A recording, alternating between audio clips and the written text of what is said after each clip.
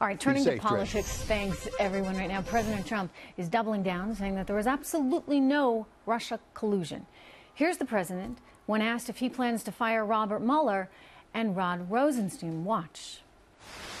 As far as the two gentlemen you told me about, they've been saying I'm going to get rid of them for the last 3 months, 4 months, 5 months, and they're still here. Okay, they're there for now, right? I mean, the president doesn't exactly have the best track record on this stuff. Listen to what he said about other top officials right before he fired them. Watch. Total confidence in Rex.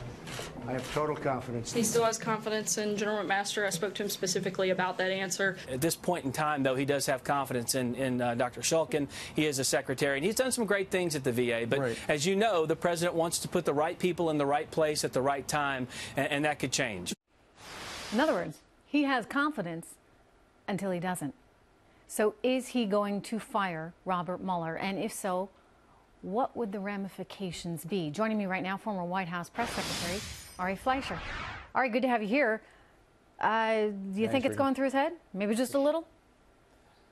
Well, you know, I think it'd be a terrible mistake if he were to fire either one of them, Rosenstein or Mueller.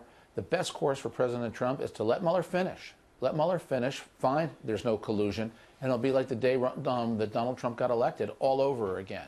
That's really what he needs. Clean slate, are we beyond prove his collusion critics wrong. at this point? I mean, you know, Michael Cohen's office being raided there. This may not be, I mean, you know well what happened with Bill Clinton. And that special investigation led to something else entirely. So I just wonder if maybe there's no collusion with Russia. Maybe that never happened. But maybe there are other things that might land him in trouble that have nothing to do with Russia. Look, only Bob Mueller and his investigators know what they have. But what we, as the public who read newspapers and watch TV, know is what they got Manafort for had absolutely nothing to do with the campaign or with Donald Trump. What they're going after Cohen for appears to have nothing to do with the campaign, collusion, or Donald Trump if it has to do with Michael Cohen's private business dealings. I cannot imagine this is about Stormy Daniels and $130,000, as much of the press has reported, because that's an FEC violation. Those are a dime a dozen. Barack Obama and Bernie Sanders have FEC violations, and they didn't have their lawyers' offices raided. So those aren't related to the central issue that threatens the Trump presidency, which is collusion. Right. If there are any kind of threats to her that somehow came as a result of now President Trump, that might be a bigger problem. But it's all speculation. It's all guessing. And my point here is Donald Trump is the only one knows what Donald Trump did. And if he didn't do anything, if he knows there is no collusion, then ride it out.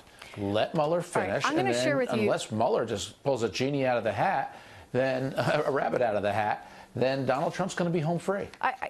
First of all, there's a piece in the Wall Street Journal today, I'm sure you saw, that basically cites the president's former attorney saying, you know, watch out, buddy, because now that they may have something, perhaps, on Michael Cohen, he's going to be really scared. If they go after him for criminal reasons, he's going to fold on you so fast in order to keep himself out of trouble. Do you think that's a real concern right now for the president?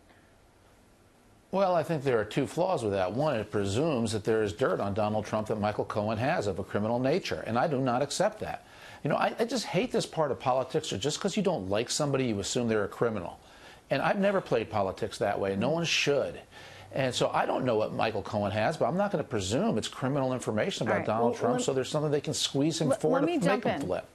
Because Michael Cohen doesn't have the best track record, shall we say. I mean, here he is saying, this is when he's threatening reporters, and he said, and I quote, "I will make sure that you and I meet one day while we're in the courthouse, and I will take you for every penny you still don't have.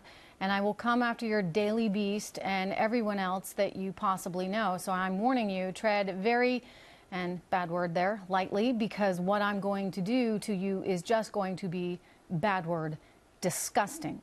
You understand me? I mean, who talks like this? Honestly, who talks like that? Who talks like that to a reporter? George Stephanopoulos did in a movie in 1992. George Stephanopoulos. He did that on a movie about the Clinton campaign in 1992. Then he glanced, recognized there's a camera there, toned it down a notch, but continued very much in that vein. It's awfully threatening sounding. This is what people don't like about politics. I mean, if this is, you're telling me the norm, like that's how people talk? Come on. The question is it criminal? The question is it criminal? Is it worth violating attorney-client privilege over? And that's why I think it has nothing to do with politics. If this was connected to the Mueller probe, Mueller would have been the one doing the raid. It wasn't. It was the Southern District of New York, which tells you this is most likely the business transactions of Michael Cohen. I get it. Everybody wants, if you oppose Donald Trump, to shoehorn this into your anti-Trump animus and make it about Cohen, politics, Trump. It probably isn't. Okay. Well, we're all watching. Ari, it's good to see you. Thank you.